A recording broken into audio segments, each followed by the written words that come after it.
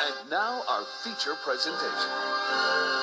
Welcome to the groomer next door. It's a ghost. Hello Halloween, Halloween, hello Halloween, hello Halloween, hello Halloween, trick or treat to the Halloween beat. It's hello Halloween. You're listening to my mommy and daddy. Hi pups and kittens, and welcome to episode 50 of the Groomer Next Door, the most special episode so far to date. I'm your co-host, Chris Green. Sitting next to me is the lovely and pleasant Sarah. Hello. I don't know how pleasant I'm going to be after what just happened, so. That's why I went with the word pleasant. So, this is a real venture into all new beginnings for us. We're trying out a whole bunch of new ideas, and we're hopefully going to bring you more episodes just like this in the coming episodes. We're going to start off with, for all of you newcomers who are brand new to the show, I'm going to kind of give you a little quick synopsis of what we do. So, I'm sorry, I'm still congested and still sick from our cold. It is really kind of wearing on me for some reason today. So here's what we do. We do a podcast, which you're listening to. Okay, you've already established step one. Step one is done and in the books. You know what a podcast is? Great. You're listening to the podcast. Great. All right, that's really all that it's going to take right now. So, you know, we deal with this problem quite often. What's a podcast? Well, obviously, it's an internet radio show. It's a whole new way of listening to any kind of talk radio, banter that you possibly want. Now, there's a lot out there, obviously. I study a great deal, which is what brought us to doing this. I listen to a lot of podcasts because of work, and I have... It helps long trips. It does that seem too. Shorter. Yes. It helps, you know, when you're sitting there, especially if you're driving somewhere rural. You know, when we go to Springfield or St. Louis, it's a long drive. Yeah, and two and a half hours. Very boring at times, especially if you've done it more than once. So I know we pop in a podcast, whether it be the Disney World one or, you know, Kevin Smith one or something. We have something to listen to, and then we pause it so we can discuss. It makes traveling a lot easier. And it's also a great way to listen to something without having the restrictions of the FDA. No, that's not right. I forget all of the broadcast channels. Whatever. Does it really matter? Doesn't matter. FCC is what I was going for, not the FDA. Again, not really 100%, folks. So anyways, this gives us a great opportunity to talk about something that we're involved in, which is pets. Gives a lot of pet owners an opportunity to hear different things that maybe they don't know about their pet. See, when we first started out, it was pretty much going to exactly what we know, and grooming's what we know. And so when we were talking about, you know, prior episode, like how to pick a good groomer. Yeah. Or pick a groomer that's right for you, and seeing through a lot of groomers' BS. Because some are not very good. And even if they've gone through this training and breed-specific cuts, they can still be really big pieces of work, if you know what I mean. Yeah. And they don't know how to handle the dogs. They know the knowledge on how to do it. It's just there's no, you know, emotional connection to that dog. Sometimes there's no creativity either. Right. Some groomers, and we've mentioned this in prior episodes, they will cut your dog to the way that they want to, and that's not exactly what you want. So we've always, you know, told you what you guys should look for, and, you know, kind of revealed a lot of different tricks of the trade. And to spot things that are red flags. Yep. Like abuse of a dog that goes to a grooming shop. How can you spot that? We've talked about it. You know, if they complain about how your dog constantly peed the table, that's a sign of they're being too rough. Yep.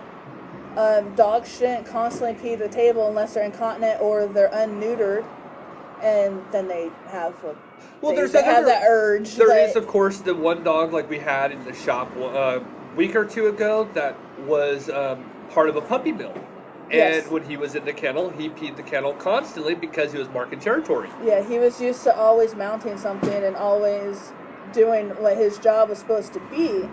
So that made things very difficult. He was one of those you have to get in and get out as soon as possible, yep. or he's going to have urine everywhere. Yeah. We've also brought you guys to dog shows. We started evolving our stuff from just dog grooming to behavioral. Yep. To Working the dogs. shows, like Chris said, the shows that go on, and the need for them still. There still needs to be purity. We're a big supporter of adoption, which is also metabolized into the show as well. Adopting. Look at all the episodes that we do at the animal shelter, where we have John Redshaw sit down with us. We do an interview with him. He talks about everything that's important for adopting, what's important to the seasons that we're going into. You look on our YouTube channel and you can just see a couple videos from either Strut Your Mutt this year or episodes where we actually have gone into 2 different shelters to show animals that are looking for homes. We've evolved the show constantly. We've talked to a police officer who has a canine unit. We got to see what it took to get them into training, how rigorous the training is, and how important it is to have them. There's so many people that are anti-canine unit because the canines do end up getting hurt every so often. But they save lives. Yep. It's just like a firefighter going into a building to save a life and ends up losing theirs. Yep. They're trading one life for another. You don't stop firemen from doing their job, and exactly. We can't stop the other. So we've pretty much, in a recap, as you can tell, if this is your first show, as you can tell, we cover a great deal. We've got now 50 episodes. This is 50, and it gives you a great deal of information in all kinds of walks of life for the pet community. We've answered emails from folks that had issues and wanted to find out a way around it. We did one episode where it's just nothing but answering emails. Yep, and that was during the early stage. So pretty much, I'm glad that if this is the first time you've heard us, I'm glad that you're here. Definitely, every episode is free. You can listen to the entire catalog, and we try to be very encouraging to folks about adoption, about taking care of the animals, since they can't do it themselves. You can't have wild dogs running around town.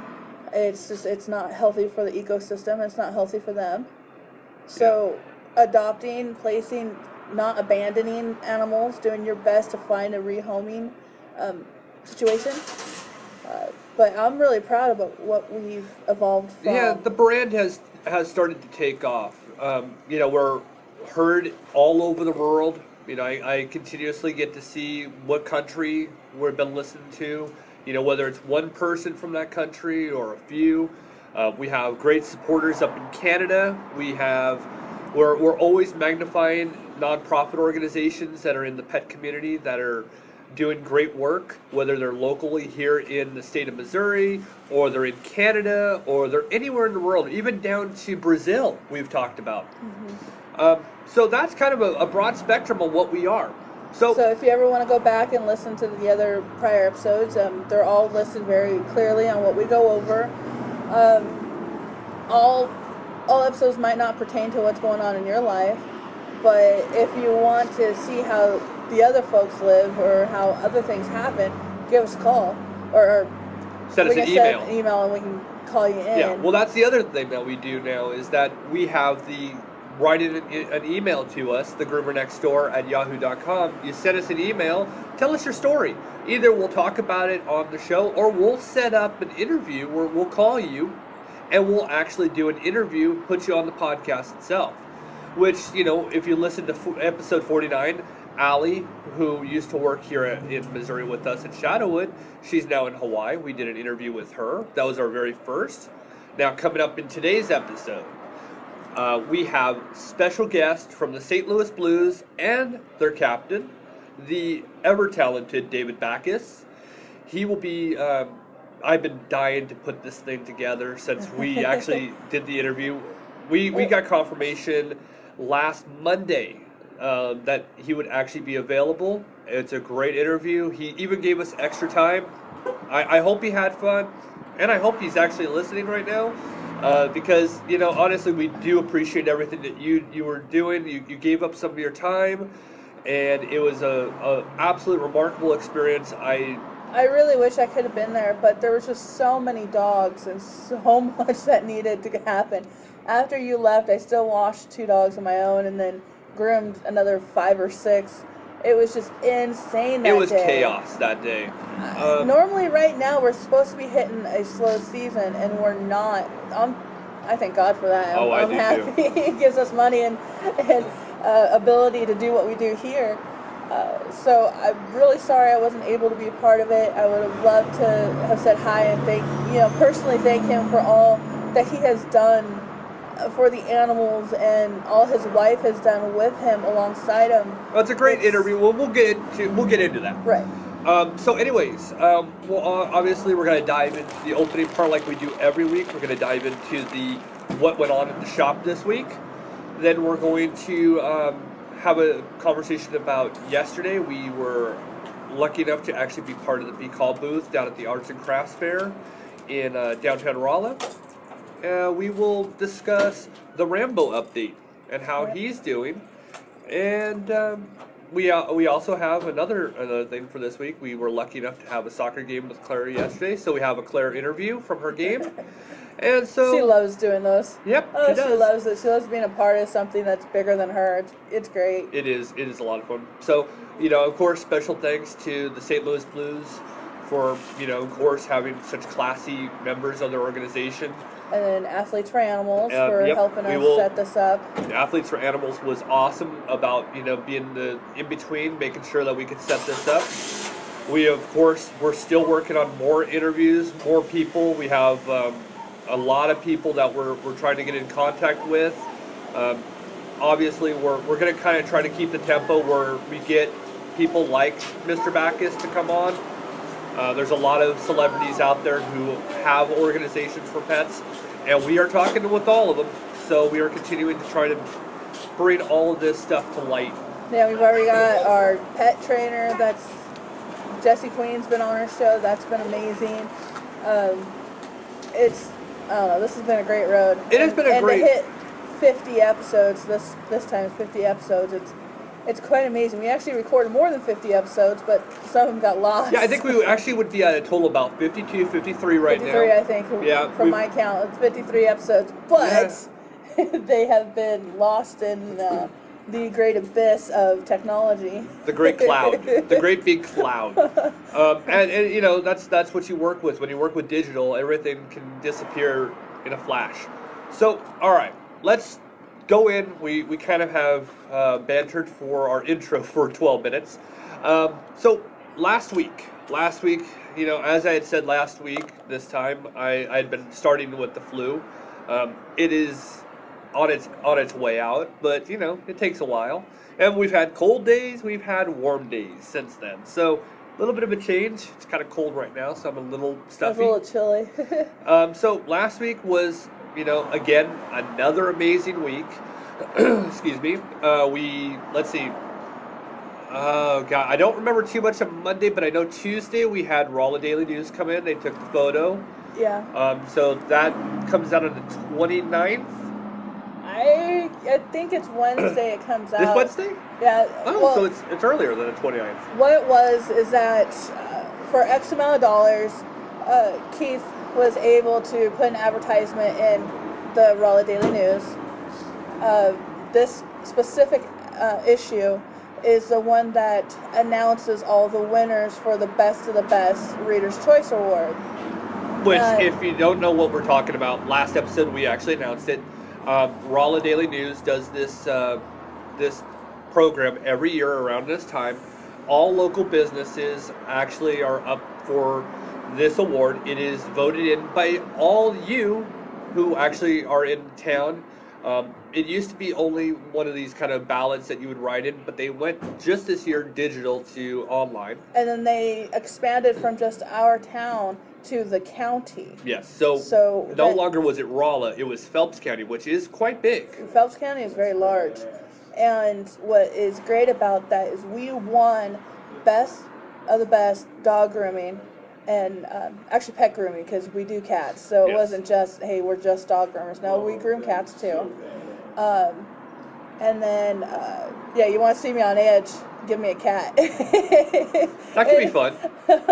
Anywho, but we won Best of the Best pet grooming and then Best of the Best pet boarding. Now, there are many groomers inside Phelps County, and there's quite a few different boarding facilities as well. So, we gave out a big thank you to everyone who voted. It was quite a bit of an honor. So part of what Rolla Daily News does is that they ask if you want to take out an ad, you can have a small ad, a big ad. I think we're in medium size. We got half page ad. Half page. And this episode itself, or this issue itself, the advertising only went to those who actually won. Right. It's not just anybody. You had to win the competition. This election ballot, whatever you want to call it, and it's yearly. So Keith and Carla decided that they want to do a half. We have a photo that we took with the newspaper. Oh, with the photo everybody. is horrible of me. Oh my gosh! It will go up on our website. It will be on our website. If you guys don't know, we do actually have a show website. It is thegroomernextdoor.squarespace.com. We of course thank Squarespace for everything that they've done. They're a big contributor and supporter of us. They actually give us our website just so that we can continue to promote all the good things that are out there. So because since we don't actually have any paid sponsors, we don't even have any commercials in ours. Nope. We do this all on ourselves. We pay for it. Yeah, we pay for the space that Podbean gives us, and it's not cheap. It's not cheap, but we do it because we want to help others, and if we help one person on this entire progress, it is worth it. Well, we do have wonderful listeners. We have a lot of people who do actually listen to us. I know we have local people who are great. First thing on Monday, they're looking for the episode. I know we have a great lady out in Finland. She's phenomenal. I love seeing her pictures of Finland. She's also a great listener to us. And we got great listeners in Canada, great listeners in the UK. I absolutely it amazes me that you guys actually listen to us. And, how many times can I say I appreciate that? Exactly. So we took the photo on Tuesday. Right. And it was funny. You're going to see my face. It's going to be nothing but pudge, I swear.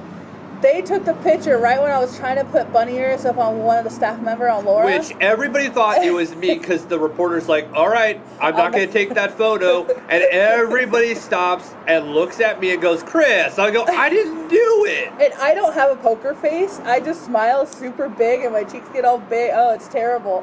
And then she snapped it right in the middle of it. I'm like, oh, man. Yeah, see what happens when you mess around? Yeah, it was all on you. So, of course, we'll have the photo. I'll take everything. We'll put it on the website. See, this week in grooming, we've had a lot of large dogs. The last 2 weeks were very large dogs, both weeks. And a lot of de-shedding right now. A lot of dogs are going through the change in their coat. Most dogs shed profusely twice a year, once right before winter, and then once right before summer. They get rid of their coats. And so we've had an abundance of people coming in needing a de-shed because their dogs are blowing coat. And people don't understand that why is my dog blowing coat right before a cold storm is going to hit, because we get snow and we get bitter cold. And I tell them, well, it's the way the body releases old hair so that new can come up. So the skin's constantly trying to rejuvenate itself. Women, they lose their hair all the time just so new hair can grow back again. So it's the way that their skin rejuvenates itself. Right. So if that's why your dog constantly sheds, it's the skin rejuvenating itself, letting go of the old hair follicles and growing new ones. There you go. We had this really cute lady come in. Old lady. Super sweet, super nice. But don't you ever try to say her dog's a Westie. Oh, yes. So I look at the dog and I'm like, wait, that's a Westie. I know this dog. This is little Ed. No, it's not little Ed, but it looks like little Ed. This is a Westie. Yeah, I asked her the first time she came in, did you want a Westie cut on? When I say Westie, it's West Highland White Terrier. I said, oh, you got a cute little Westie. She says, no, it's a Cairn Terrier. And I'm like, are you sure? I've never seen a pure white, Cairn Terrier before. It's just, no, it's a Westie. Are you sure It's a Karen. it didn't have a Halloween costume on? It was No. Karen Terrier with a Westie kind of look to it? No? Well, Westies and Karen Terriers, are completely two different breeds. Their haircuts can look relatively the same, but they aren't. Karen Terriers are supposed to have more of a short feet, and Westies are supposed to have, a longer skirt that blends in from their back to their skirt. So she goes, no, I want a Karen cut. Okay, not a problem. Sure. Whatever you like, lady. Not a problem. I get to the groom and I'm looking at the feet. I'm like, there is no way I can make these Westie feet look like Karen feet. There is just no way possible. So I went in and I just did a Westie cut. It's the only thing that made that dog look flattering. And she picked him up and she's like, oh, he's so gorgeous. This is a great haircut. Absolutely perfect. Well, that's a Karen Terrier cut for you. And I didn't know what to say. She was so sweet. There are a lot of people though that I love this lady so much, but her heart is dead set that she got a Karen Terrier. and there's a lot of people that believe that their dog is a certain breed. That's why it's very important when you go to a breeder for a specific breed, you know enough to look at it and say, no, that's not it. You go in and you think you're picking up a Schnauzer and it's very curly, and you say, no, that's a Schnoodle. It's stocky, it's round, it's curly. Yeah, that's a Schnoodle. A snickerdoodle. Snickerdoodle. That was my favorite thing. I love that. All right, so that was our week. Well, that was the week in grooming, and I'm sorry, I gotta complain here. All right, we went into Giddy Goat because we're recording at Giddy Goat now. So now we're fast forwarding to today. Now. Okay. Well, because last week was busy and hectic, but nothing special popped up. No, it's just get our job done. Routine. Well, no. I'll take that back though, because we had everything. Monday and Tuesday were very busy. Then Wednesday we had to get through everything, including Zega, which is huge. And then I had to be able to get everything back home so that I could take the call from David BACKES. Yeah. So it was very chaotic throughout the first 3 days. It was whoa. But it was relatively routine. There wasn't a special. No, nothing out of the issue. ordinary. It was all normal. So I gotta complain about this. I go into Giddy Goat, and we love Giddy Goat. We love their coffee, and it's a nice atmosphere. The ambiance, it just has that feel, that. And they won Best of the Best Coffee Shop from Rolla's Reader's Choice Awards. So that was great. But I get in there and we're ordering and stuff, and took forever. They make all the coffee fresh right there. It did. I was sitting here with everything set up, ready to go for the recording, and it took forever. There's some college boys out there sitting in there playing Scrabble. They're playing dirty Scrabble, so they're coming up with dirty words. Which is that's what you want to do inside a coffee house. I don't know. So by the time they're about ready to set up, and they call my name, Sarah, your coffee's ready. And the guy, as loud as he possibly can say, is, wow, that is a plain name. You can't get any more plain than that. I guess my name's plain too. It's like calling somebody Veronica. I'm like, what? That doesn't make sense. And Tiffany, they're saying all these females' names that are very common and what they like to call plain. It's like, excuse me, I'm sorry, but my name stems from the Bible. They got a very biblical name, and it actually comes from Sarai, but then shortened to Sarah. I was like, are you kidding me? Seriously? Calling me a plain name because it's something my parents picked out? Did you drop the stick in your gloves and start fighting right there? I would have, but I'm wearing my new sweatshirt and I didn't want to ruin it. And I'm sorry, know me, I don't hold back. I felt like there should have been a hockey reference because of everything. Well, you know me, I don't hold back. I never have and I never will. But right now I have my nice sweater on. I didn't want to get any coffee on it. Right. Well, let's see. As much as I know a lot of you are actually waiting for this, you're all on edge. You guys have all waited almost a half an hour into this podcast to actually hear it. Would you think it's time to give them what they want, or should we talk about yesterday's PCAWL? No, we should. We give them what they want. All right, folks. Well, like I said, I wasn't able to be there for the interview. I want to thank him for all that he has done for all these different animals, and sorry I wasn't there. But I hope you guys sit back and enjoy the interview with Chris and David BACKES from the Blues. Now the Blues come right back in, and they score! David Backes with a brilliant goal, and it's 2-1. I am sitting here right now by phone with the captain of the St. Louis Blues, number 42, David BACKES, two-time Olympic player for Team USA, and all-around good guy. Thank you for joining us today. Thanks for having me.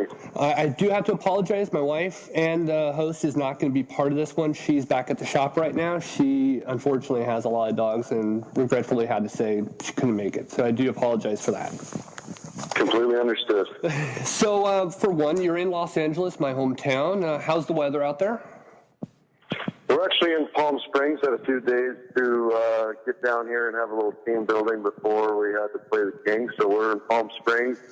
Going to be driving to LA in a couple hours, and the weather was about 90 degrees and hot sun every day we're here. So not too many complaints about that, but definitely sucks a little bit out of you while you're in that sun. Boy, I can't say I'm not envious. I really am. I have one question about hockey. Like I had mentioned before, we weren't going to talk much hockey. I just have one question. The St. Louis Blues, when you guys leave the locker room to go to the ice before the game starts, you guys do something that's completely bizarre to me, and I've never seen in any other building. You guys leave what looks to be in two separate sections of guys. Is there a reason for that?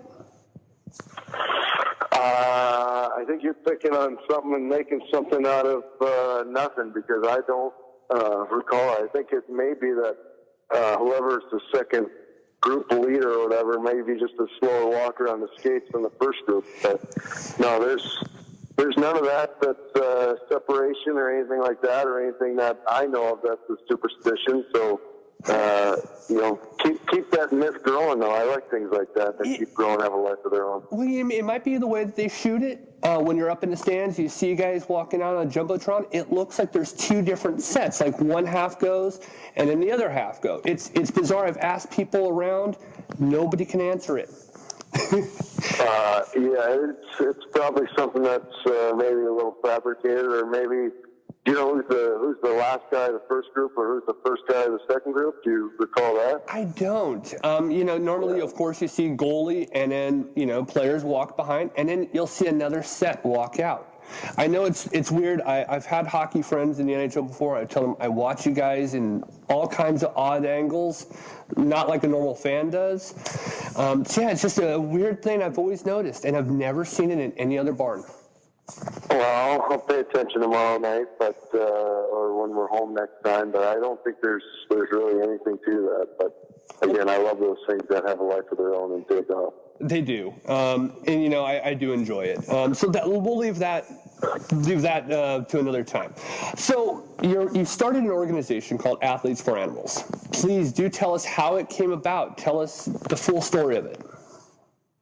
Well, it's kind of the brainchild of my wife and I, of our involvement with animal rescue, starting with walking dogs and entertaining cats and scooping litter pans and cleaning up cages in college when we were 21, 22 years old. And from that, we came to the Blues and wanted to connect to the community, and figured we might as well do it with something that we love doing already, and that was animal rescue work. So we got hooked up with St. Charles Humane Society, which became 5 Acres Animal Shelter after a little rebranding, which my wife was a huge part of. And from that, we were helping one dog at a time and really helping 5 Acres grow and raise money and get credibility. And during a lockout, we had a little more time on our hands and said, how can we have a bigger impact on this? And through a little research and work with the marketing team to find our niche, we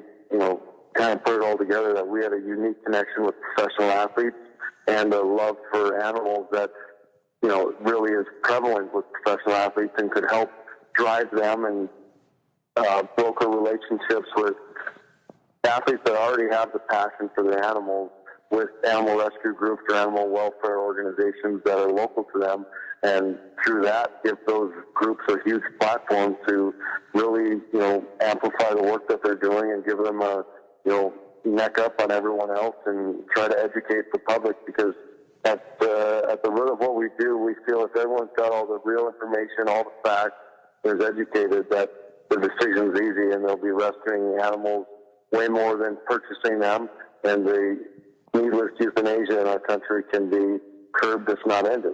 Very true. Very true. A lot of shelters, a lot of people don't like to adopt from shelters because they'll hear that they're a kill shelter. We deal with that out here in Phelps County.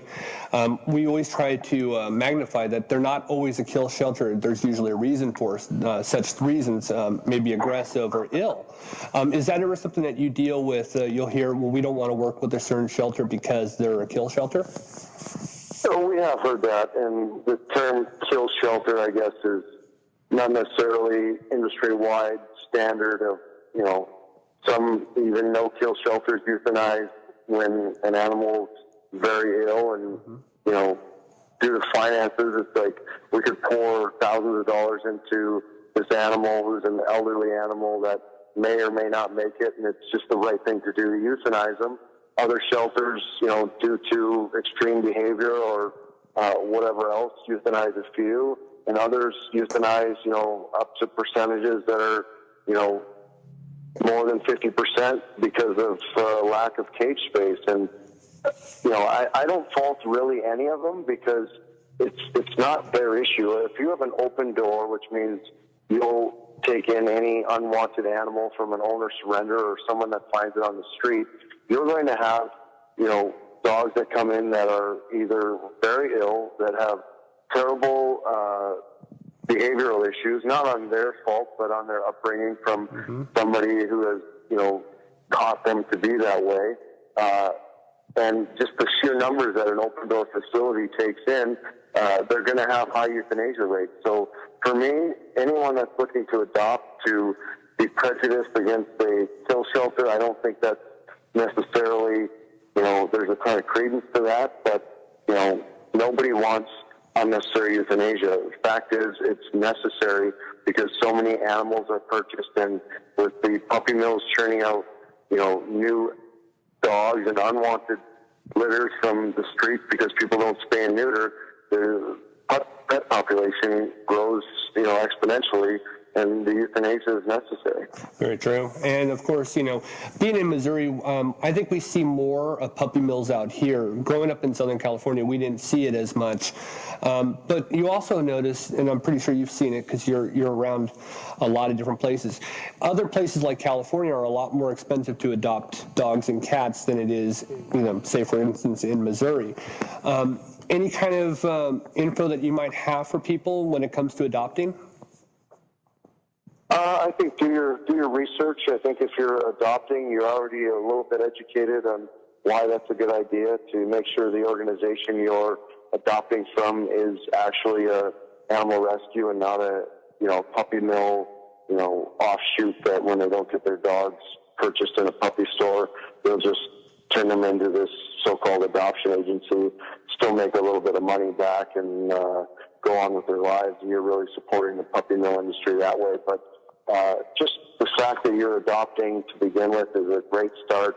Gain knowledge, try to, find where that dog came from and get the information. And, there's so many great resources like adoptapet.com that does a lot of the vetting for you. That'll do a search in your region with the radius that you determine and for a specific breed if that's what you desire. But a lot of the things that get people to purchase animals is desire for a specific breed, and that, I want whatever, a snickerdoodle or whatever kind of mutt that is being made that's, the talk at the moment. But in the end, I think what everyone finds out is you don't really come home to that loving animal and care that it's a snickerdoodle or it's a, pit bull or it's a lab or it's a mutt. You have a certain love for your animal because their companionship and their, unfailing, never faltering love that they have for you, and what kind of joy that brings to your life. And it doesn't matter if you rescue them or you purchase them for thousands of dollars, that relationship stays true, and that's another piece of education I think goes a long way. That's very true. Now, you mentioned, of course, pit bull. We're big advocates for pit bulls. You've heard about all the incidents that have happened. Some places you're not allowed to actually have pit bulls, Colorado being one of them. Any take on that? Yeah, we've strongly opposed breed-specific legislation that, denies people really property rights to own whatever animal that they see fit to, be part of their family. We've done a lot of fostering of pit bull pups, and I'll tell you one thing, that those pit bull pups aren't inherently dangerous or aggressive or anything like that. There's been, when they are aggressive or they do attack, it's because somebody has, trained them or given them stimulus that is something that they should do. And, animals don't have inherently dangerous traits. I think, a pit bull is obviously very strong, but, and that's why when something happens, it can be very dangerous. But the result or the stimulus, the start of all that comes from human interaction and somebody mistreating that animal to begin with. Very true. Very true. I mean, we have a lab pit, and it is the most loving dog. We play soccer with it. My daughter's 6 years old, and she's right there. Great dog. We're always advocating for them. Now, going back in time a little bit, back to Sochi. You brought back 2 dogs. Would you like to tell us a little bit about them?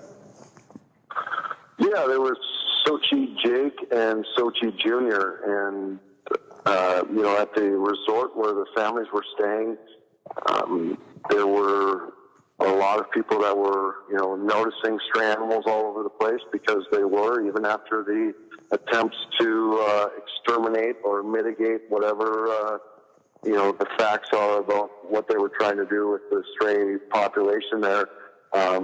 And we went over there knowing that was going to be the case, and knowing it was going to be hard to see that. And, my thought was we should help them with infrastructure or donations or whatever it took to try to, set them up to deal with their own population issues that they have.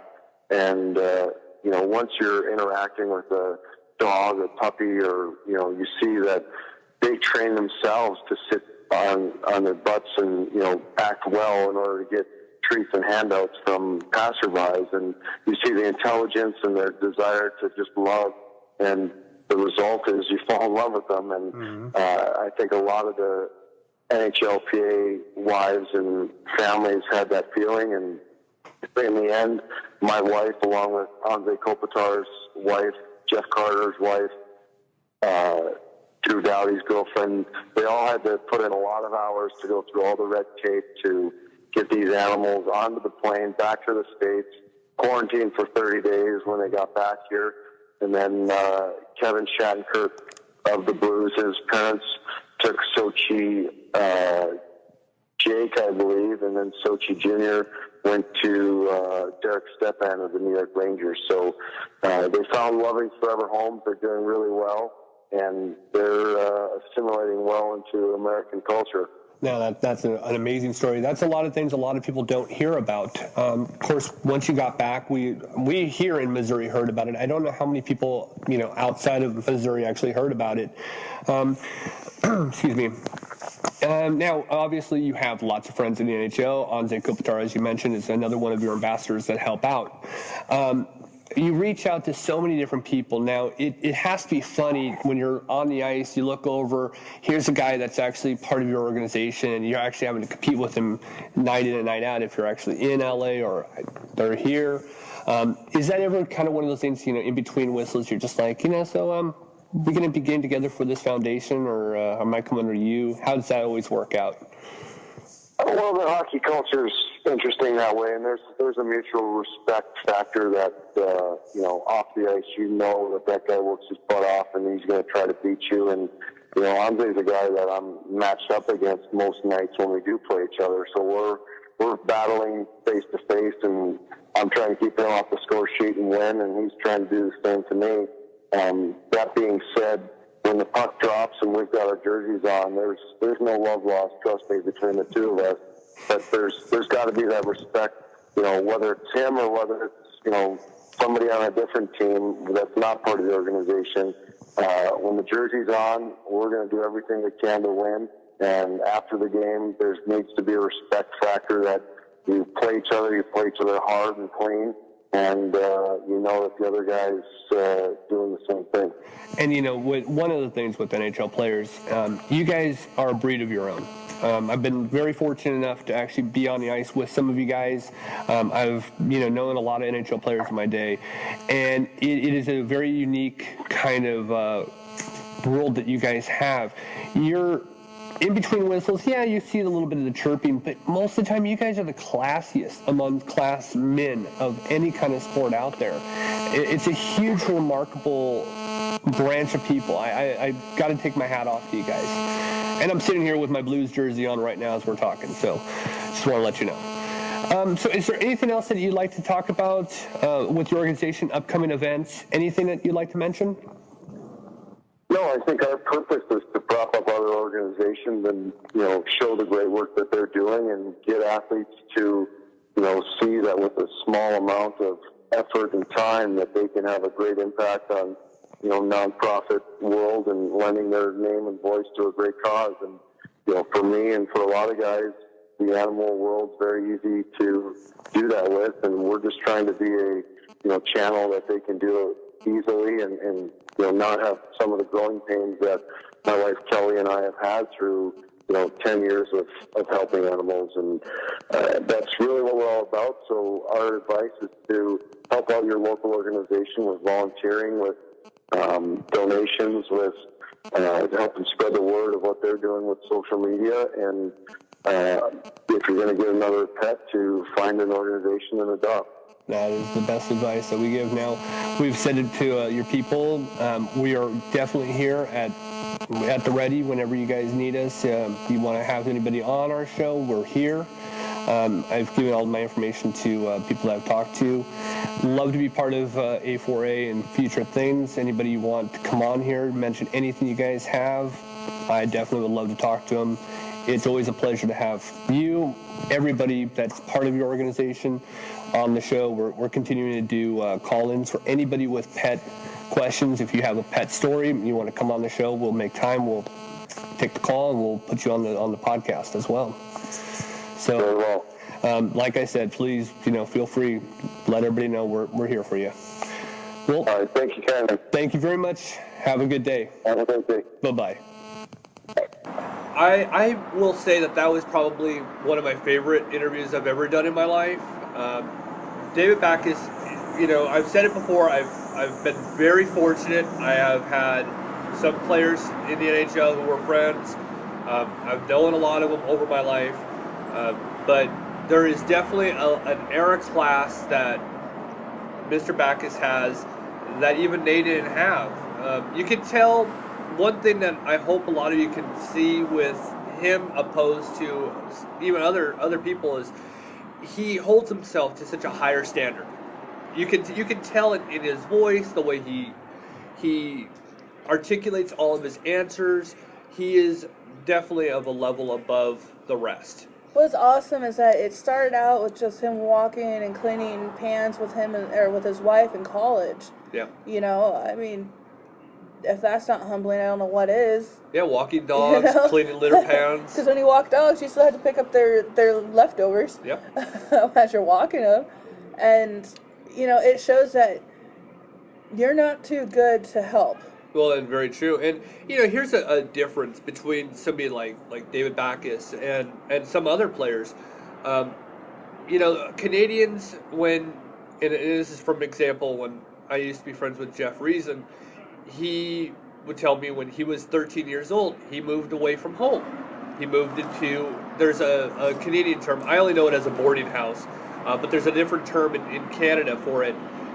He actually moved away and lived in these homes while playing junior hockey, where David Backes actually went off to college and went to a really good university and played hockey in college.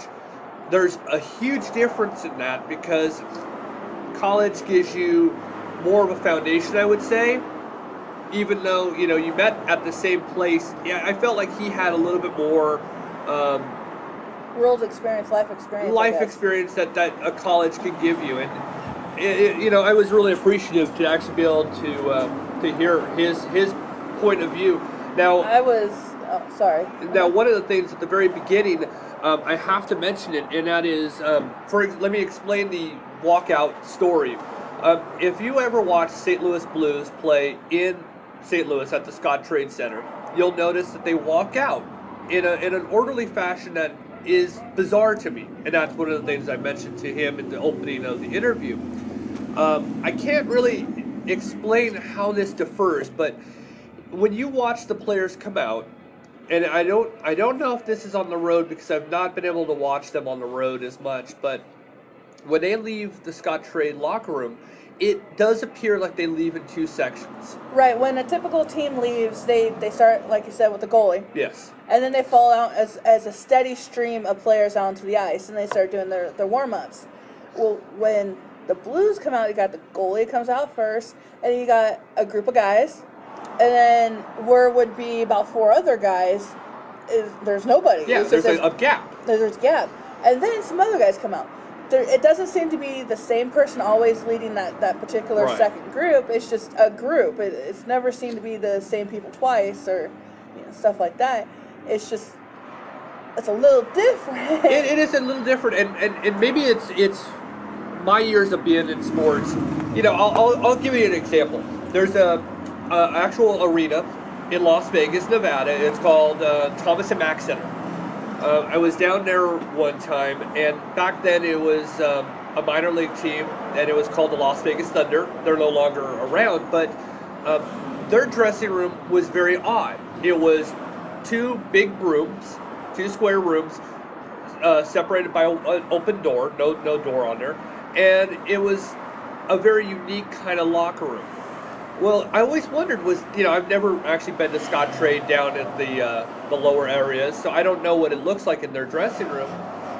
Most buildings, they all have one big room and they all share the same room. This one in Las Vegas had 2 separate rooms, and I never understood that one.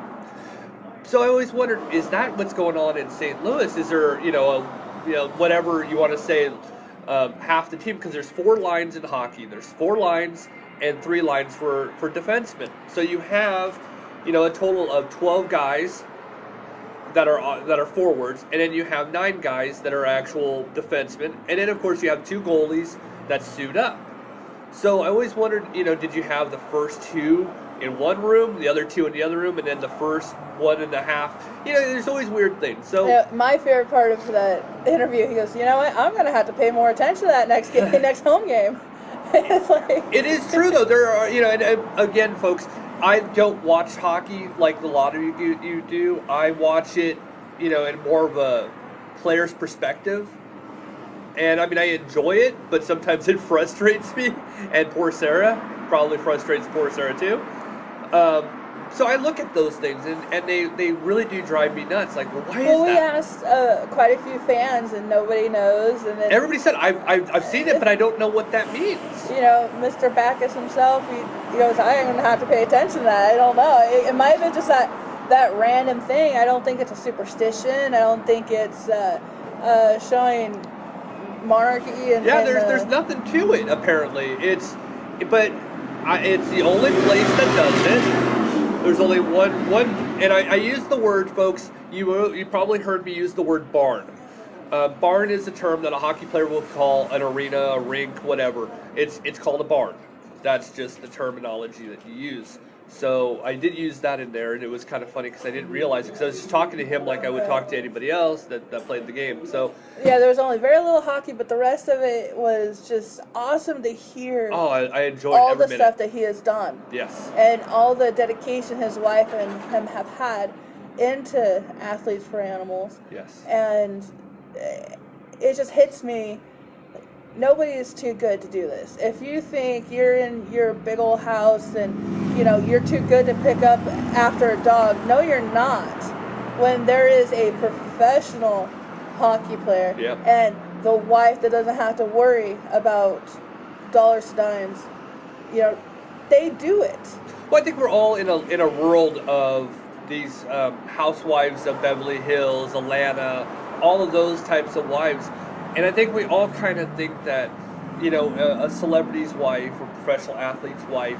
I think we all think that they're those women, which we're of course we're a little bit different. We've seen it a little bit different. It's not like that, but we live in an era that people think that way. It's perception. That too. People perceive that they, oh, well, if she doesn't do it, I don't have to. Right. No, her butt got out there, and a lot of her time was dedicated to that. Yes. And scooping litter boxes, picking up after dogs, petting them, brushing them, finding homes for them. And you heard that they foster as well, which, one thing that I told Sarah is, it seems like David Backus and his wife are very similar to us in some areas. They both have the same amount of dogs that we have, same amount of cats we have. They foster.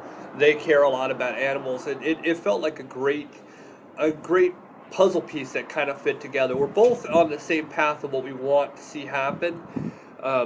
It's just that course of action to try to get people to get on board with it, and that's where Athletes for Animals is a great organization. They do a lot of great work. They have a lot of great ambassadors, which we appreciate everything that they've done.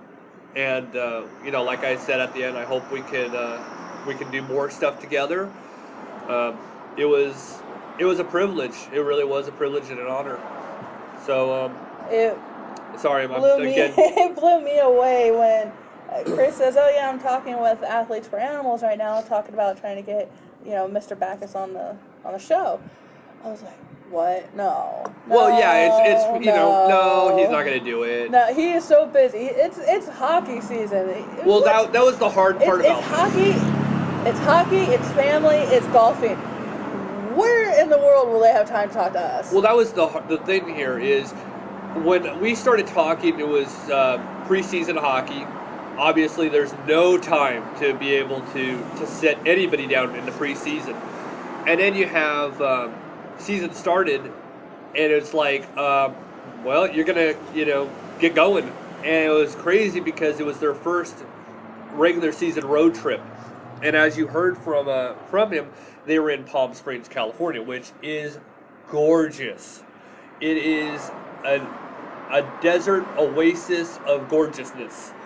Obviously they probably had a little golf tournament out there, had some fun with that. It is a wonderful place to go to.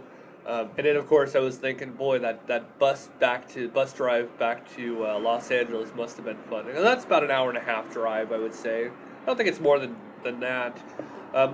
I do actually miss on that drive though. I miss the big dinosaurs. If any of you actually have ever seen Pee-wee's, there's a Pee Wee Herman movie, Pee-wee's Great Adventure.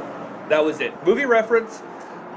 Pee-wee's Great Adventure, you'll notice that Pee-wee actually goes to a place that it's like a diner and there's dinosaurs outside and watches the sunrise. That actual road, there's a freeway right there, highway to some of you if you want to call it that. That goes between Los Angeles and Palm Springs.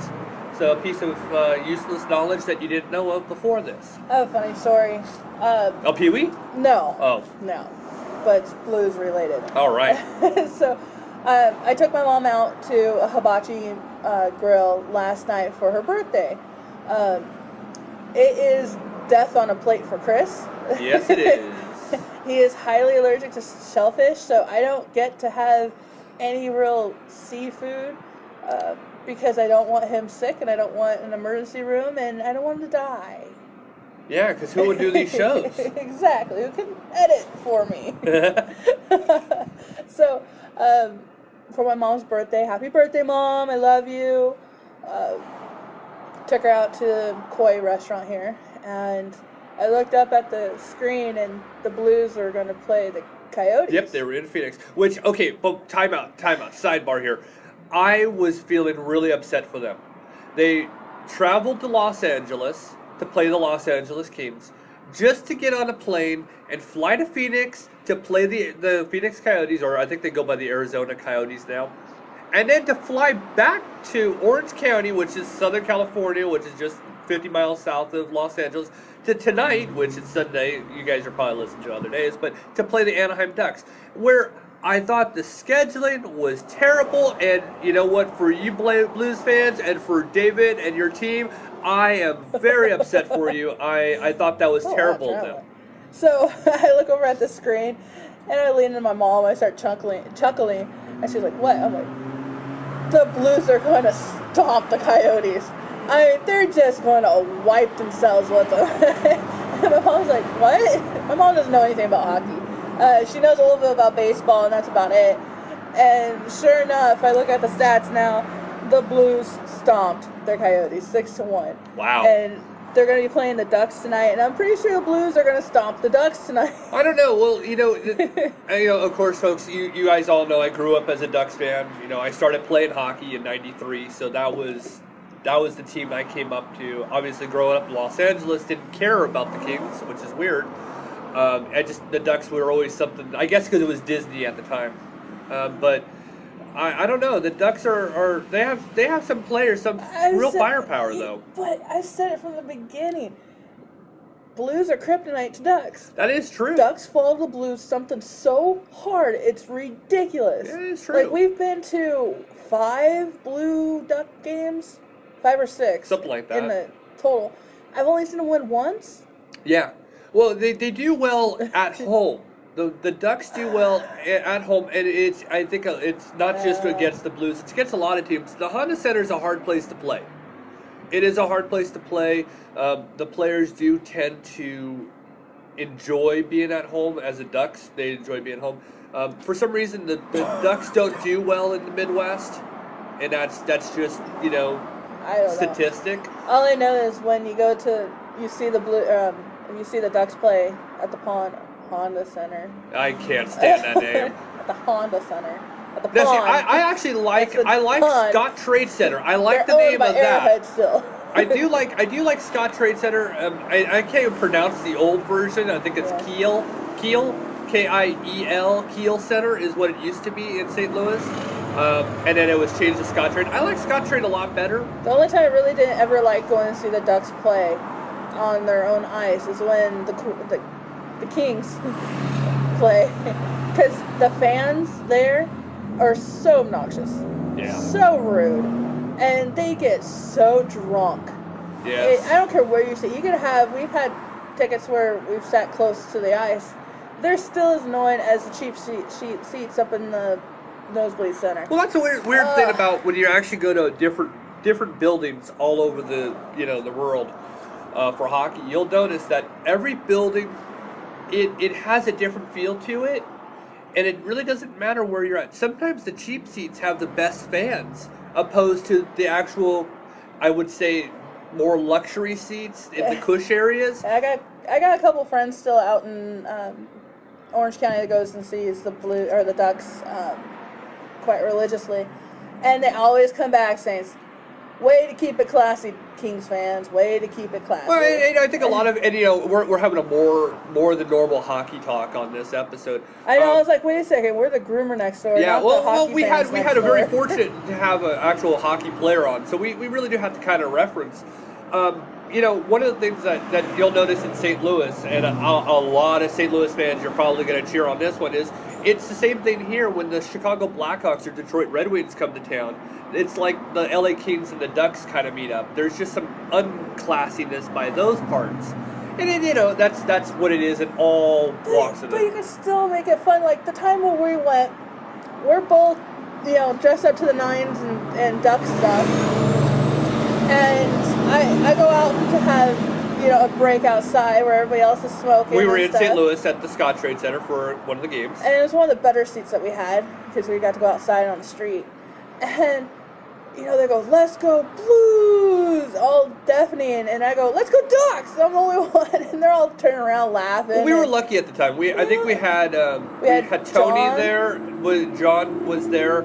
We had a couple of our friends who are diehard Blues fans.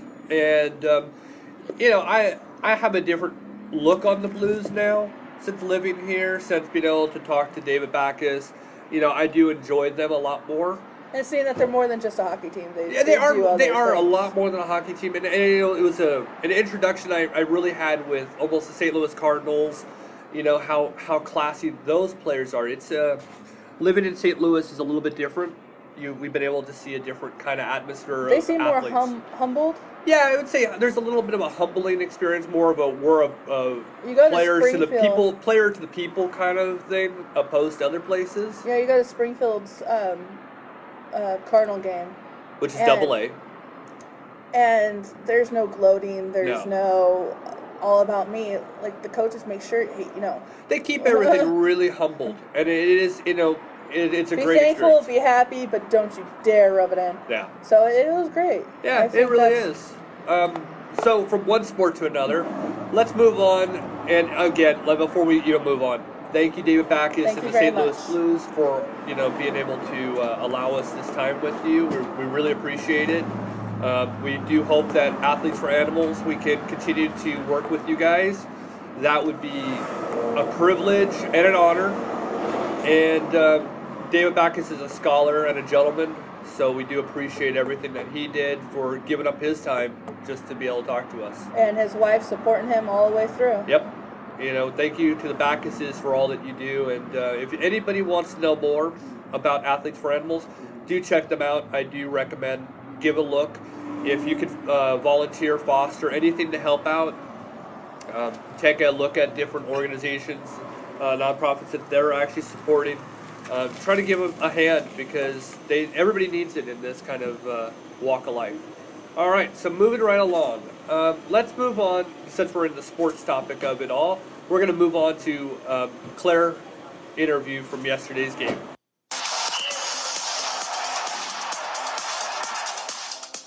This is the Groomer Next Door Sports News. It's October 18th, and we just got done with the third game of Claire's season. How you doing? Good. You scored your very first goal today. How did that feel? Good. You want to tell us how it happened? Okay. I had fun with Clara. Then she goed to me. Then I kicked it into the goal. Right. So Clara was going down the field, and she passed the ball to you, and you kicked it in?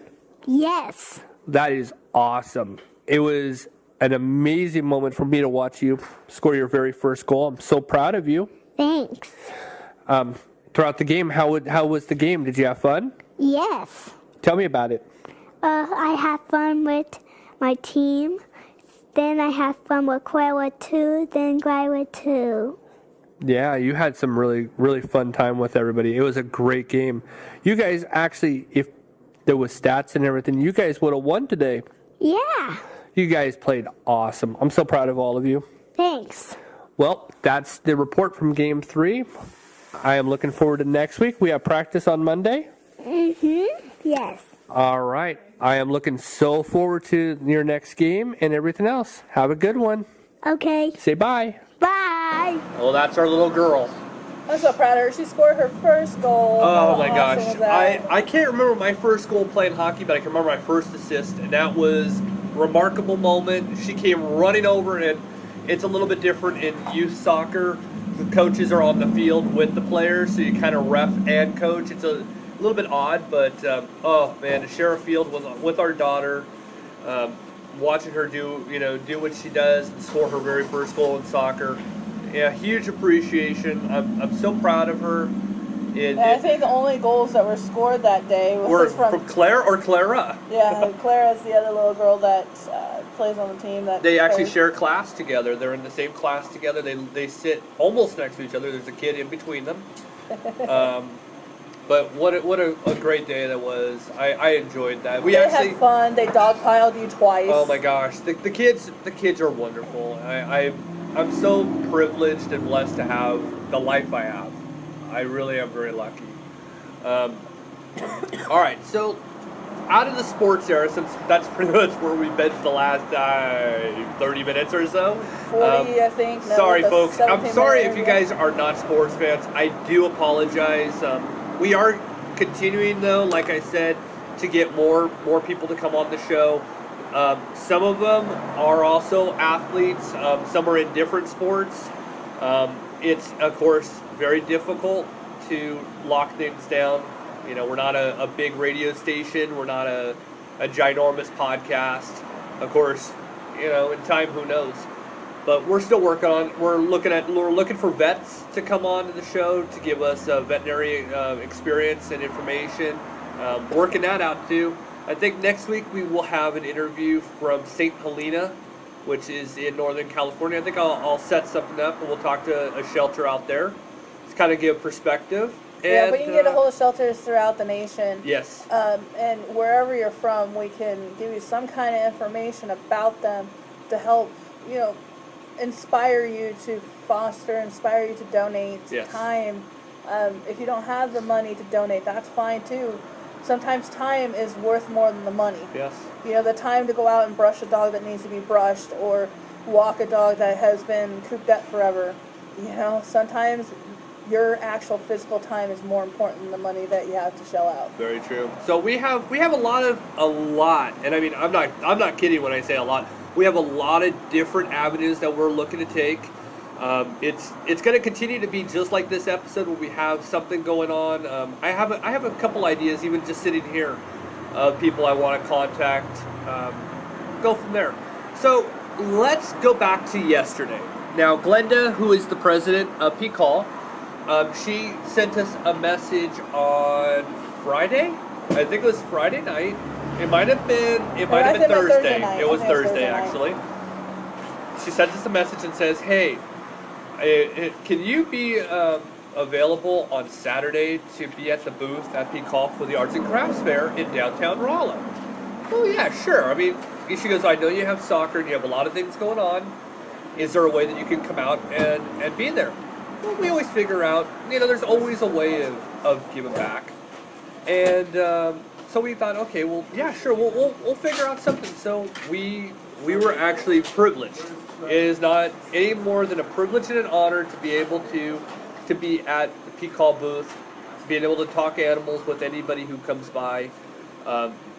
It is an absolute honor, privilege. I love it. We try to help out as much as we can. That's why, you know, when they're short-staffed, we're the first one. Yeah, sure, not a problem. We always are the first ones that they're like, "Hey, can you come out?" Yeah, sure, love to. I mean, it is just wonderful to be asked to come out. So we were there from 3 to 4:30. Well, we were supposed to be there until 4:30. We broke down early.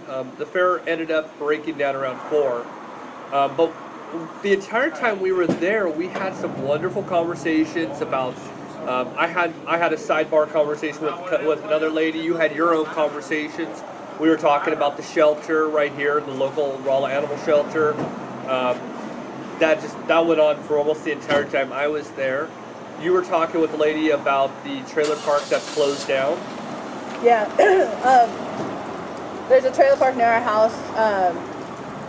Rolla's so funny, the way they set things up, but.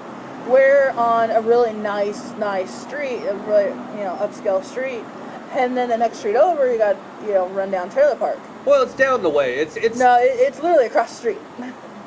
well, Main Street. Yeah, Main Street. You have to go over Main Street. You have to leave the residential area, cross the street, and then yes. That makes more sense. Yeah. Anyhow, so there's this trailer park that is being demolished, completely wiped out, and kind of find out they're probably going to build some more apartments there. Which, honestly, I'm glad that they're taking it out because it was an eyesore. I hope that they did it respectfully. I don't know how they. I don't know how they handled it. Yeah, I'm hoping it was respectful. It better have been respectfully. I mean, I would have flipped out. So, I was following on Facebook all these people trying to, or this one particular person. Her name's Shelly. Right. She heard about the trailer park closing down long before PCAWL really knew about it, because she had a friend that lived there, and they had so many days to find a new place or remove their trailer and put it somewhere else. She found out that the guy took most of his cats, but not all of them. So she went back to start feeding them, and realized, as people are leaving, more and more cats were being left behind. We spoke about this in another prior episode too. So it just became so overwhelming and I've been following it, and we can't foster anymore because of Rambo and his conditions. Right. Rambo is, and we'll go into an update in a minute, but there is no way of bringing in any more animals. One, we've already rescued quite a few, but we also don't have the room for another foster with an semi-ill. Yeah. Skin issue. Anywho, I finally got to meet her, and I got to say thank you to her for what she has done. It has no effect to me directly, but somebody who is as dedicated to something as she was needs to have a thank you. Right. They need to have their moment of, wow, look what you've done. And I'm surprised you didn't invite her onto the podcast. I was in the middle of talking about a bunch of other stuff. I had a recorder with me. I was talking about dog food with her and cat food. So, she has rehomed a ton of cats, sent them to different states. Some in St. Louis and other areas. Is pretty crazy. But she really has dedicated her time and her effort. This is a good latte. Okay. ADD. Hey, but my OCD and my ADD collide. So it was a nice long conversation with her. We spoke about health foods for dogs and cats and how she doesn't know what to do. She feels bad getting these emaciated animals, crap food. And then, so I told her about Taste of the Wild cat food, Pure Vita cat food, and then her dog food that she doesn't understand why her dog keeps chewing. She has to go in for shots for her dogs because she keeps chewing.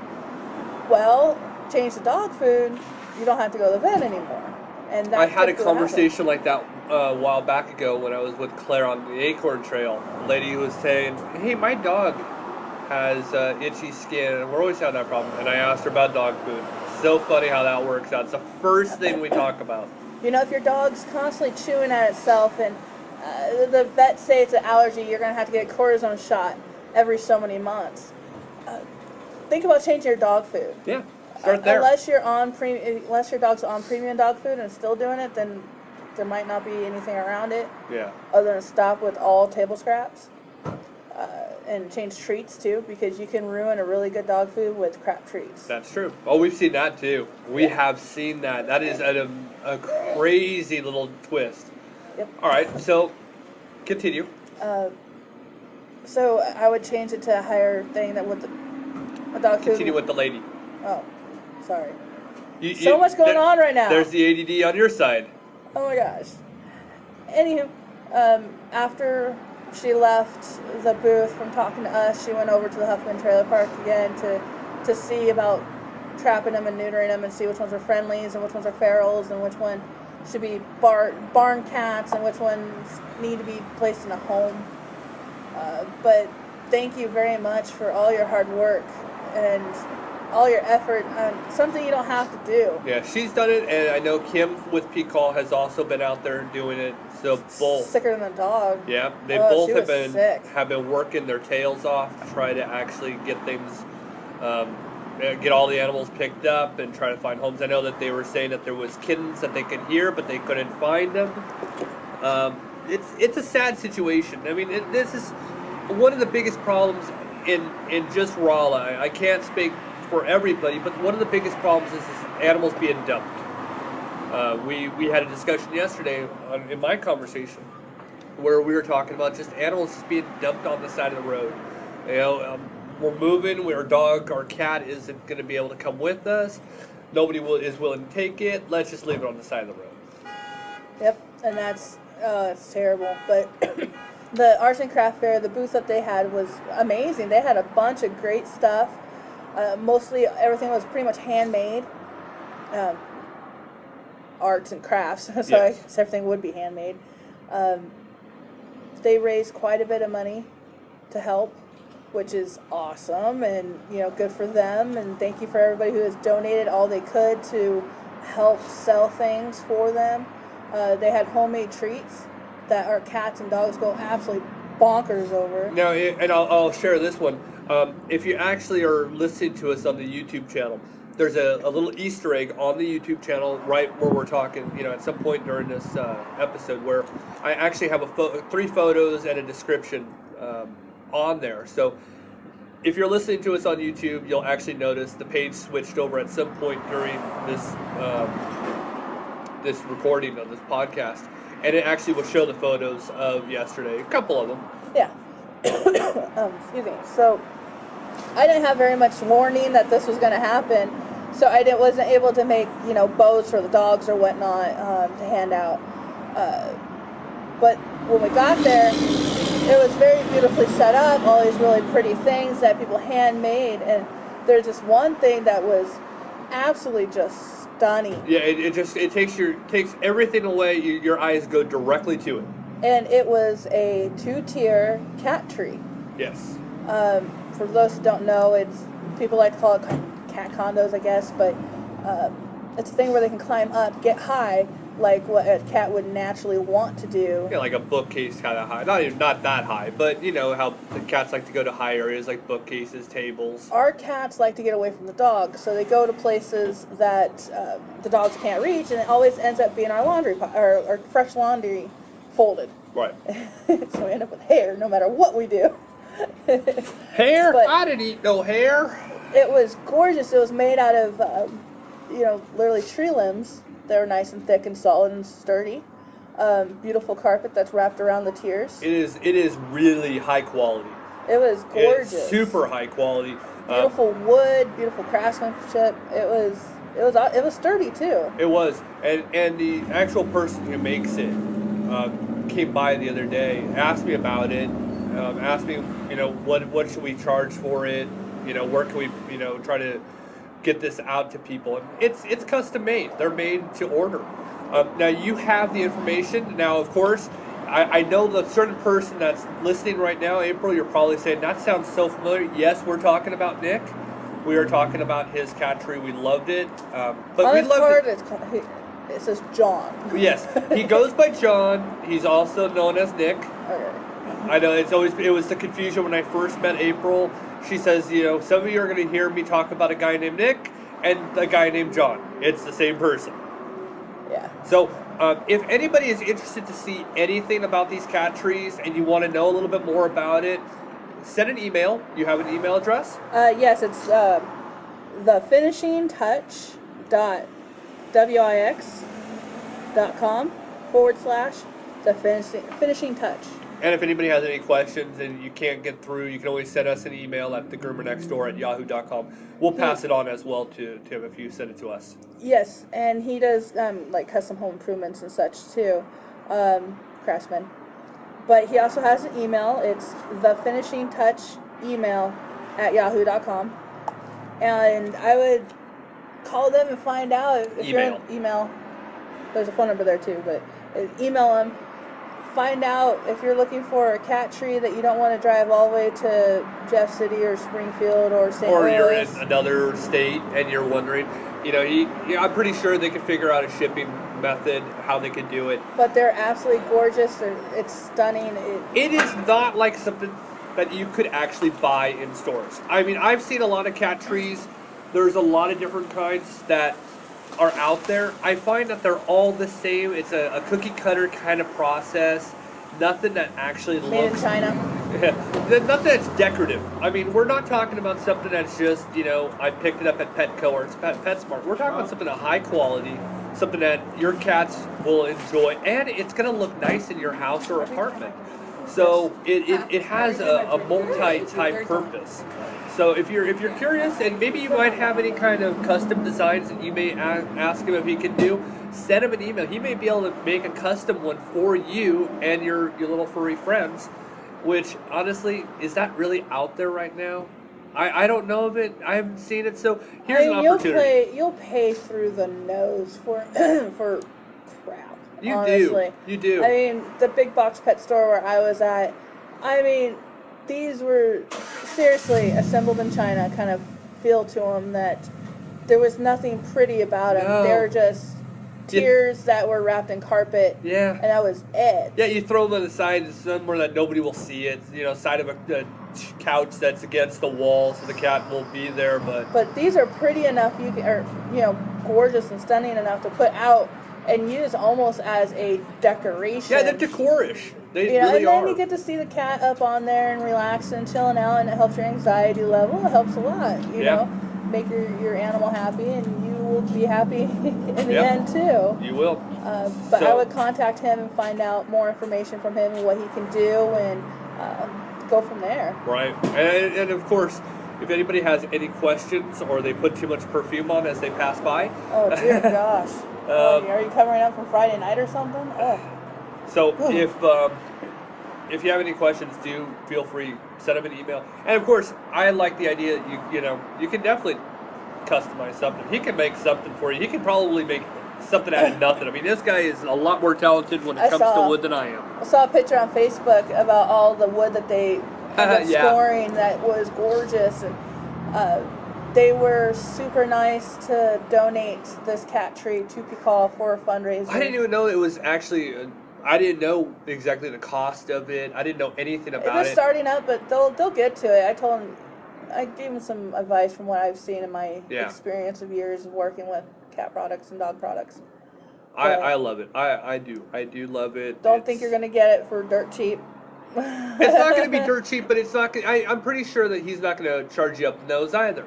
That's why if you're curious, I mean, it's a simple send an email. Yep. Ask him what a 2-tier, a custom one. Ask him what he would charge, and then I'm pretty sure he'll dynamics and such. He'll work out something for you. All right. Well, the Arts and Craft event was great. Again, thank you, PCAWL, for having us out there. It's always a privilege to participate in everything. I am literally overly congested right now. It's killing me. I am dying. I'm unable to breathe for some reason. I was fine earlier. That's so bizarre. Let's see. Well, let's move on to our last topic of the episode, and that is Rambo. Rambo is a little snot. A little snot. Really, seriously, that is the best way of putting him. Rambo is a perfect name for him. I'm sorry. He comes out gun blazing sometimes, and it looks like he got into the catnip and just freaks out. But kittens do not go nuts over catnip. This one doesn't, at least. No, he doesn't. I've never seen a kitten. I remember Callie. I gave Callie catnip, and Callie didn't go nuts either. Yeah, true. Until later, and then we have to give 2 different piles of catnip because then they get mad at each other. And do not give them catnip at night. No. Never give a cat catnip at night. They'll be getting up on your back and kneading your back. And it's like, oh, I gotta trim your nails now. Oh, man. But when we first got Rambo, his eyes were so crusted over. Such a severe infection. Green stuff everywhere. I didn't think that was going to be something cured. I didn't think he would even have sight. Kim was like, put some Neosporin on it, and especially the one that was fully closed, I put Neosporin on it and let it sit for a few seconds and use some warm water to wipe it off. And then his eyes finally opened up. And then the next day, did it again. When his eye opened up, this big old green pus came flying out. Oh, it was gross. His eyes are gorgeous. They're finally opened up. They've been open for a while, but they've been cleared up for a long time now. But so beautiful. His ringworm has almost done with. I think it's just about. I think it's actually done. I think so too. It's just the hair on the tail and on the tip of the tail is starting to come back. Yeah. I don't know if that would be considerably the hardest place for fur to grow back because it's so thin. I don't know. I don't know that much. First got him with his respiratory infection, his eye infection, the skin infection. Oh, this guy was tore up. He didn't have a bowel movement for the first 4 days? 4 days. Yeah, that was horrible. And then gave him a little corn syrup, and he went within 20 minutes. Yes, that unplugged it, and he has the rankest poop you've ever smelled. He can clear out a room. And then he was so small, we had to get him his own little teeny tiny water dish because, we use old ice cream buckets for our dog's water. Okay, we got to explain this. The cats don't want water in a dish.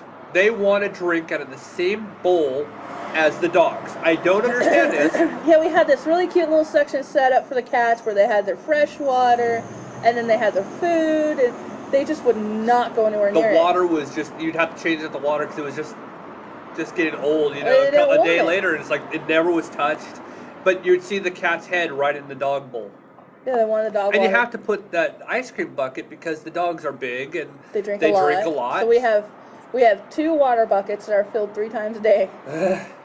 And our Chihuahua can get into it. The Akita, the pit bull, can get into it. But Rambo was so small. He would have to get up on his tippy toes and lean in, and he almost really, go in there and take a bath. If the water wasn't filled up to the very tip top, he couldn't reach it. And now he just sits there and leans his head over and drinks it. Right. That's how big he's gotten. Just in the few weeks that we've had him. Oh, he's definitely I can hold him in one hand, but that's because I have big hands. He's definitely a pretty sizable cat going into being. Yeah, he's getting big. He is a nuzzler. Yes. I've always wanted a cat that nuzzled. He gets his nose right up next to yours and rubs his little nose up against you and his cheek up against your cheek. And our cats, they'll come over to say hi to you when they feel like it. But Rambo, if you pick Rambo up and want to play with him, he's going to play with you until you're done. Yeah. So he's going to make somebody a very happy person. Yes. Every night when it's time for bed, I'm finding him right in my spot, sprawled out, king of it all. When it's cold, he curls up with Belle, which is our Chihuahua. Yes. And they curl up with each other. They play with each other more than they play with the other dogs. I'm almost to the stage where it's like I really don't want to put this cat up for adoption because I don't want to separate Belle from him. Because honestly, the sad part here, Belle and him have become the best of friends. So it's kind of hard. Now, for me today, I was having a moment. This is something I haven't seen since Cali. I haven't told you this either. So I'm playing on my PS4, and I have NHL 15 up. Obviously, we're back to the hockey here. But I'm playing NHL 15, and here's Rambo standing on my PS4, standing up against the flat screen, looking at the game. It's like, no. For one, you're standing on my PS4, but two, no. The other part was my mom was playing solitaire on the computer, right? Spider solitaire.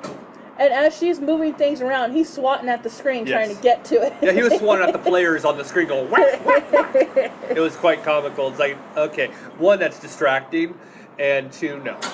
So, we took him in, for one, because I felt like a horrible person, because I almost killed him. Well, no, you didn't almost kill him. You avoided him by every bit. Within a foot of hitting him. I'm sorry, but I take it a different way. I was driving and it freaked me out, and then it freaked you out when he was trying to kill you. Yes, he was trying to kill me because he couldn't see me, didn't know what I was trying to do, and flipping and hissing and biting at me. Yeah, that was kind of fun. Yeah, but with his respiratory infection, we did keep him in his kennel in the laundry room, nice and warm. Luckily, it was still summer. And we got rid of the respiratory infection because we had to worry about our cats. We had to worry about everybody at that point. Both dogs, all 3 dogs, both cats. And then found out he had ringworm. Yeah. And ringworm can take up to 4 to 5 weeks to cure. And it's not fun, folks. And it's not easy. So we had to make a decision whether or not just keep him in the laundry room and not for 4 acclimate weeks. him. Only be touched when he needs to get treatment, and that's it.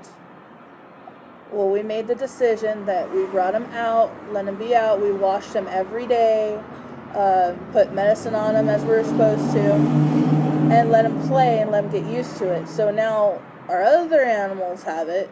Not really. I mean, we were able to catch some of it. Yeah, they're cured up now. They're getting cured, but like Roxy, she looks like a fighting pit bull because she had it on her face because she loved the kitten. She really loved playing with the cat. So yeah, she would nuzzle the kitten and it got all over her face. But her face is cleared up, but she looks like a fighting dog because there's bald patches on her face. I'm like, that's just great. We have a lab pit bull mix, and then she looks like a fighting dog. Lovely. Well, luckily, One thing that works for us, though, she's a chubber, so she's a chubby little thing. So she's not a fighting dog, or they would be real thin and bulky and muscular. No, she got some chub on her. She does. So we made the decision to let him be out, and in the most important times of a kitten's life, brought him out, still loved him, washed our hands, wiped ourselves down with rubbing alcohol, and tried to prevent it from spreading to us. But I think by doing that, we really helped him acclimate properly and be a good kitten. Yeah, I mean, anybody who adopts this cat's going to absolutely get probably one of the greatest cats you're going to ever find. He's going to be used to handling, being used to pet, being used to dogs, being used to other cats, being used to children. Yes. Because he loves my daughter.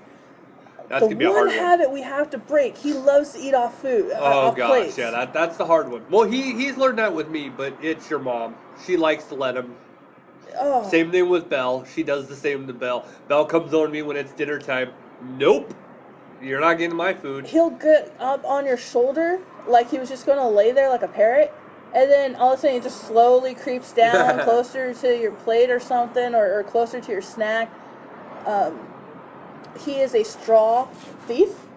He likes to take out the straws and run around with them. So you got to be careful. If you have a water cup with a straw in it, it's going to be gone 20 seconds after you drop it. But Rambo is doing good. He's healthy and he's strong. He just needs, at this point now, he's starting to show signs that he's going to need to get fixed. Yeah, I'm going to have to get a hold of Kim, wondering if she's going to make any trips out to Bland to get, other animals neutered. Yeah, he's going to definitely need his He's going to need it soon. His fixing. All right, well, we have had a very long show. I don't exactly know everything because we have pieces right here, so I know it's definitely long. We'd like to, again, thank the St. Louis Blues. We'd like to thank David BACKES for being on the show. Athletes for Animals is his organization. Check him out. Thank you to PCAWL for all that you do and having us a part of your booth yesterday. Thank you to everybody who listens to the show. It's a privilege to put it together for you guys each week. It is a job. It really is a second job. So, anything else you want to actually say today? No, I think that's it. That's it? All right. Well, I'm Chris Green. As always, have a pet-tastic week. And I'm Sarah Green. Make sure everybody realizes life is short. Play with your pet. Bye, everybody. Okay, gotta go in my bedtime.